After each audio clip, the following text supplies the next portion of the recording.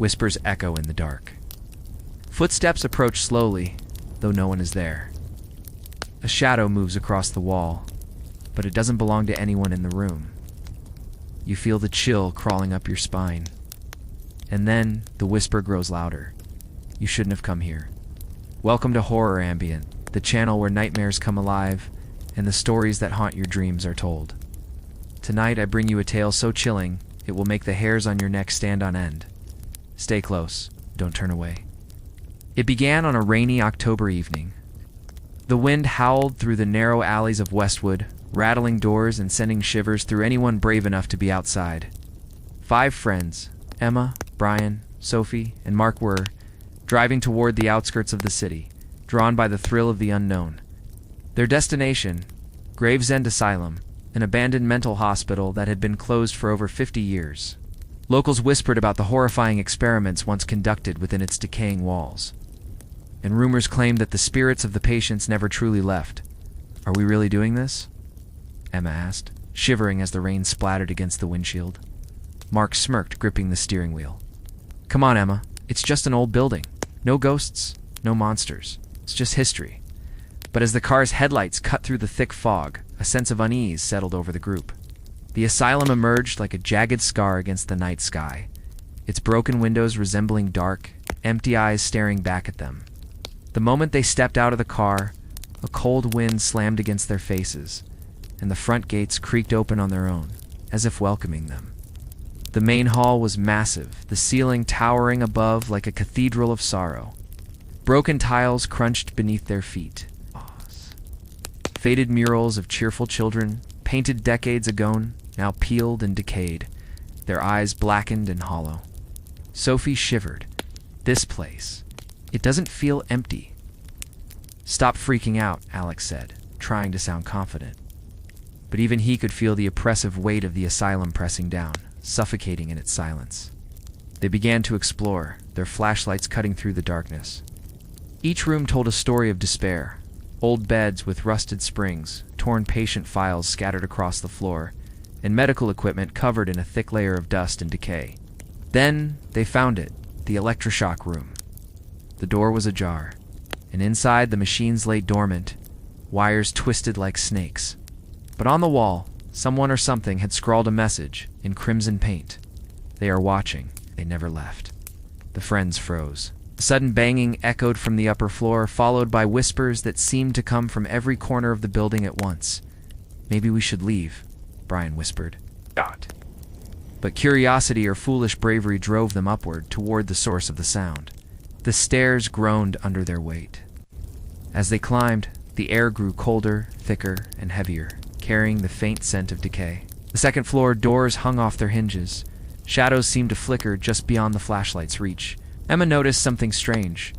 Look, these scratches on the walls. They're fresh. The group followed the marks down a narrow corridor. At the end of it, a massive mural spanned the wall, depicting scenes of torment and madness. And in the middle, a portrait of a woman with hollow eyes stared back at them.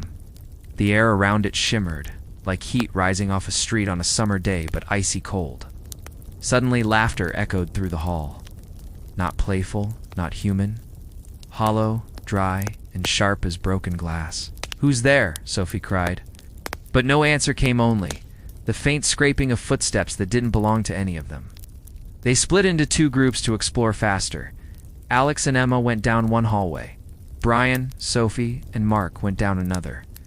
The moment they separated, the asylum seemed to shift.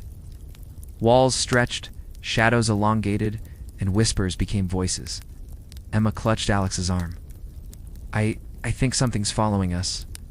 A cold hand brushed past her shoulder, though no one was there. The lights flickered, plunging them into darkness for a heartbeat before the flashlights returned. And then they saw it. A figure draped in tattered hospital gowns, its face obscured by shadows, moving backward yet never turning away. Alex swallowed hard. I need to get out of here." But the exit had vanished. The hallways twisted, doors led to rooms that hadn't existed moments ago, and the whispers turned into screams, anguished, pleading, and terrifyingly human. Brian, Sophie, and Mark found a room labeled Observation.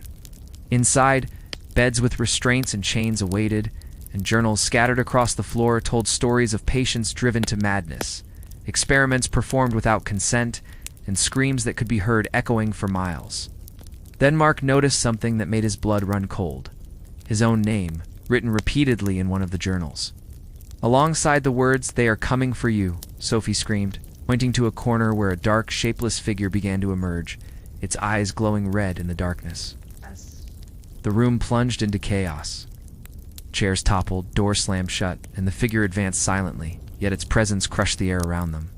Alex and Emma stumbled into a hidden wing, where walls were lined with mirrors.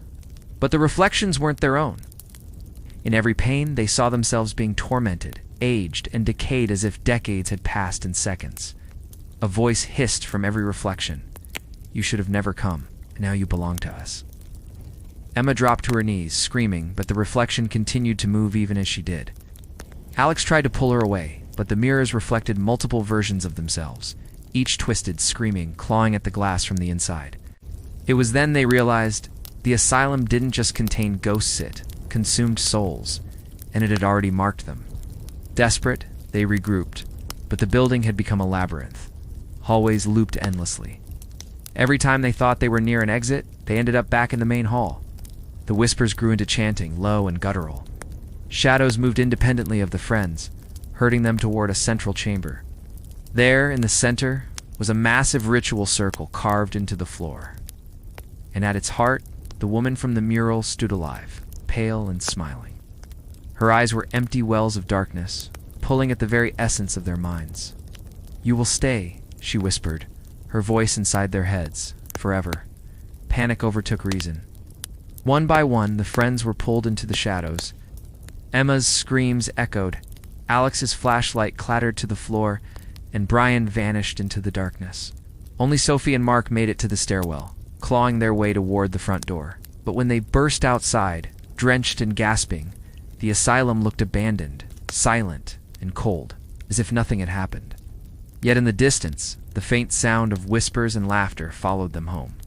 Weeks later, police found no trace of the friends. The asylum remained abandoned, yet locals reported strange lights and sounds at night.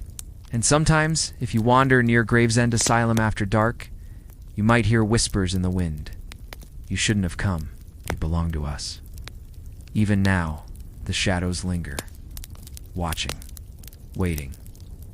And some say, if you stare too long into a mirror, you might see the asylum reflected, not the room you're in, but the darkness that lies within.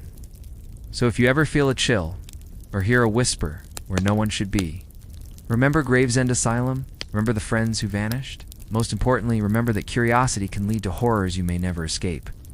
If this story sends chills down your spine, don't forget to like, share, and subscribe to Horror Ambient for more terrifying tales that haunt the night. Stay brave, keep your lights on.